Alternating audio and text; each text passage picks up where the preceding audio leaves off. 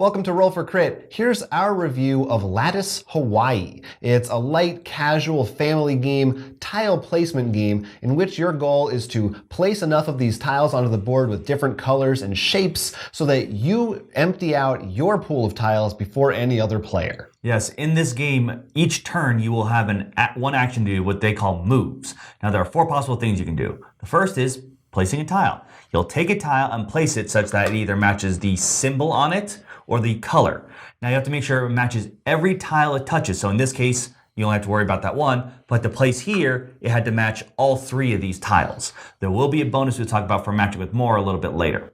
The next thing you can do is a win tile. You can play it from your hand, you just discard it, and move any tile 1 space. Now when you move it, you can move it one like this, and it doesn't have to worry about matching. So that is legal. That can be important in case you couldn't play something or allows you to maybe finally get something to match.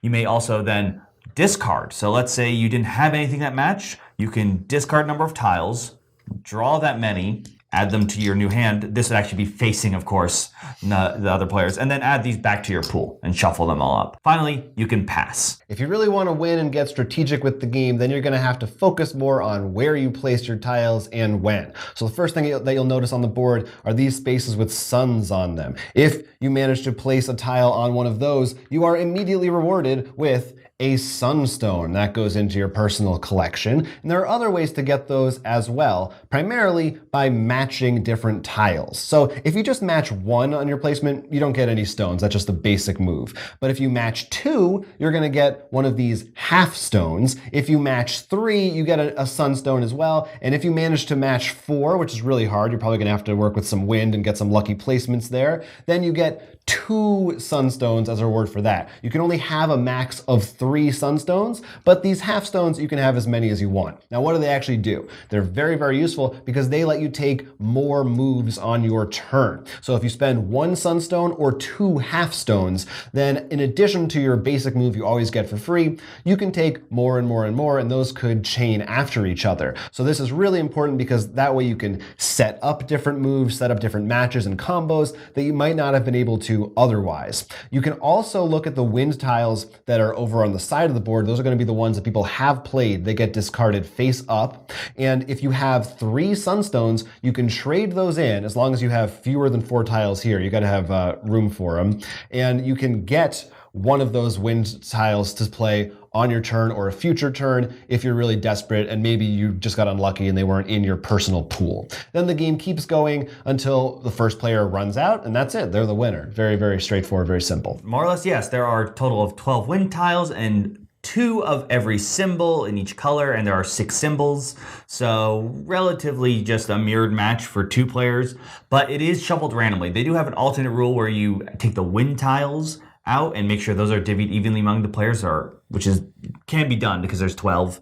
But as for the other tiles, unless you're playing a 2-player game and you specifically make sure that each player gets 1 of each tile, it's really random what you may have. You could have a lot of purples or none. Right, yeah, so it's definitely depends. You don't know either. They're face down until you draw them into your stack.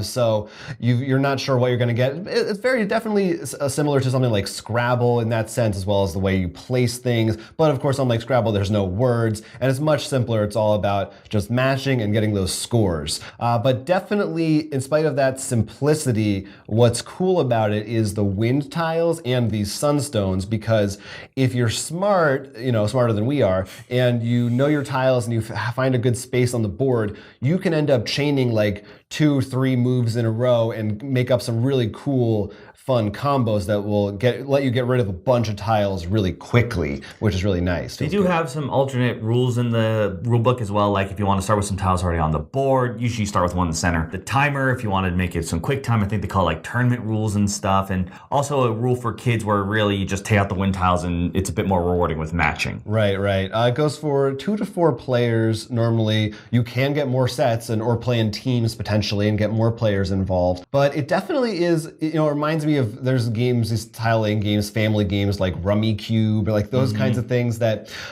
super easy to pick up, and I think a lot of family members, kids, and for me, like older people too, I think, who maybe aren't as into games normally, could pick up on this right away. And it has a very classical feel to it. Like I said, Scrabble, that sort of thing, but easier to jump into. And I don't think you feel like with Scrabble, you need to know about words or math, depending on your level of play. It really doesn't feel like Scrabble too much, but in the sense of the way you're laying tiles out and making combos on the board. Yeah, I mean, I mentioned those kid rules, but honestly, I think unless you're dealing with very young children, I think most people could probably handle these rules of matching. I mean, sure, maybe you're not doing all the crazy combos as much, but you'll still get the general idea of like trying to place and fit things together. Yeah, I think the recommended age in the box is 6 and up. So definitely easy for almost anybody to pick up on. There are times when maybe you can get locked out of something, but that's also where it's nice that you can swap tiles and pay for those win tiles if you need to. I will say, compared to some other games where that could be an issue because your opponent can really think of how to lock you out, unless you really do that 2-player variant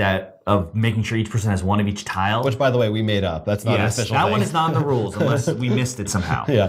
Because we were discussing, you were like, I don't really know what you have. Right. Unless you're amazingly able to tell, he's never placing there. He doesn't have a feather or blue, but I could have just drawn one. Right. There is a little bit of where, like we said, there's 2 of each. So, for instance, if this were the game, I would know there's no more purple dolphins. So sometimes there might be a space where I'll say, well, the only thing that could fit there is a purple dolphin. So, that's just off the table. So I need to use wind for that. Right. But in the end, it still just feels like this is more of a solitaire game, I felt, where how can I just be more efficient, not how am I playing against you? It's harder to plan against other people, but definitely what other people do matters a lot. Right, of course. The interaction comes on the board. And you may accidentally, someone plays this and you're you weren't expecting that. I can make a 2 match now. Right. Well, there's a little bit also, you don't want to set up, if I put a match here, sorry, this doesn't match, then I know I'm giving you a sun. Right, I mean, that's a classic thing with Scrabble too. Right, right. So little things like that. But in general, just super light, easy, casual game. Here are our crits and misses for Latice Hawai'i. Starting with crits. The game is appealing to look at and play for people of all ages, so this is a good one to give to your family, brighten up the mood with some nice colors and shapes. Cool little fact we actually only noticed recently, if you are colorblind, the colors actually have unique patterns, so you can still notice which tile belongs to what color group. Although the core gameplay is fairly simple, things like the wind tiles and the sunstones that allow you to get extra moves will give you the opportunity to create some interesting combos and add a little bit of depth to your gameplay. Feels really good when you get that one turn where you're able to place 3 or 4 tiles down at once. Misses. Most tiles are divvied out randomly, with the exception of maybe wind tiles if you follow the special wind rules. This can be a little annoying or disappointing at times because not only can you not really plan about what your opponent may or may not have, but you may possibly be locked out not because of poor placement, but just lack of just having tiles of that color or shape.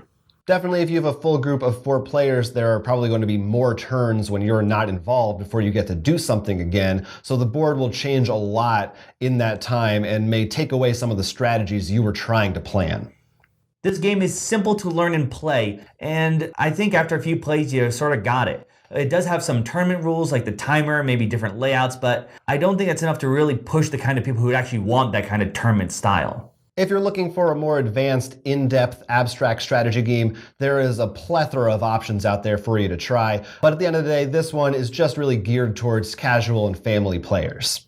Latice Hawai'i, certainly one that was a little bit under the radar for us. I think for most people, there was an original version called Latice, and then this new edition was on Kickstarter a little while ago and successfully funded. But I think that it is a pretty strong option if you are looking for this style of game, something you could play with your grandma and with your kids or your nieces and nephews. It doesn't take very long. It's easy to set up. It has, like I said, a very classical feel, and certainly, usually we review more in-depth games than this, but if you are looking for that kind of abstract Scrabble style, Rummy Cube style game, even something like Dominoes maybe, I think you'll have fun with this. It's nice, it's light, it's a pleasant experience. We mostly played this with other gamers like us who have gone through the loop of simple games like this to much more difficult, being Twilight Struggle.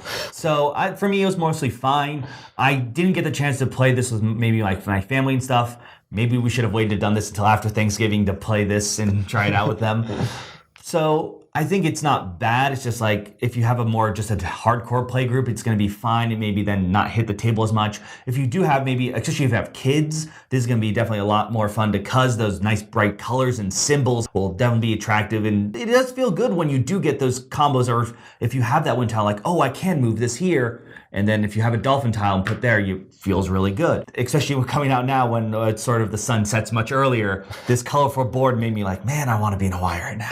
Wouldn't it be nice? Yeah, at the end of the day, I think it does pretty much exactly what it sets out to do. Yeah, I think that is really what it is. That sums it up. So if it's your kind of thing, I think you'll know if you want to try this or not. Again, it's called Latice Hawai'i. You can go try it for yourself. In fact, there is an app version that's available that is free. So you can just try it out if you're interested in the gameplay, depending on what devices you have. Otherwise, let us know in the comments if you've checked out Latice Hawai'i and what do you think about it, because we want to hear that too.